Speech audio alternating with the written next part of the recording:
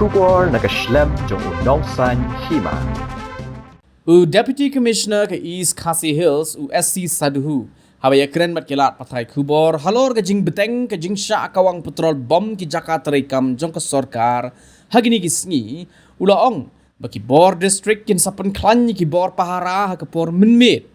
ulaong ru bamenta ke janmit kandon ke jingalang ha ke banyak keren kumno banyo kem ki runar ki bidan kti ban le yigini ki kam ki bakta ye ke songsuk songsan Shushu Deputy Commissioner ulah bataru iki tenat terekam sorkar bapher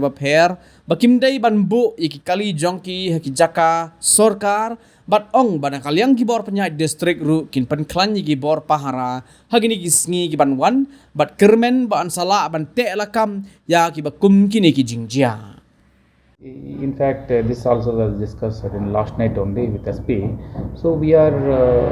in fact strengthening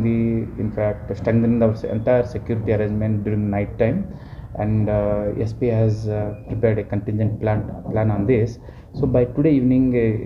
we are discussing with SP and we are discussing on what action we have to initiate, and in terms of identifying the culprits who are perpetrating this kind of attacks, and we will update again this evening.